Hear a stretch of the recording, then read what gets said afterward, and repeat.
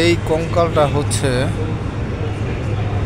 ৩৫,০০০ বছর আগের একটা মানুষের কঙ্কাল। এটা ইজিপ্ট মিউজিয়ামে রাখা আছে এবং এই কঙ্কালটার বেশিরভাগ অংশই নাই। যতটুকু পাওয়া গেছে ওইটাকে তারা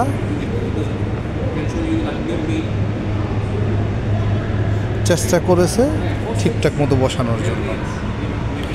এবং এই কঙ্কালটা যে ৩৫,০০০ বছর আগের কঙ্কাল সেটা এখানে লেখা আছে। দেখুন, it is for a young man who lived 35,000 years ago.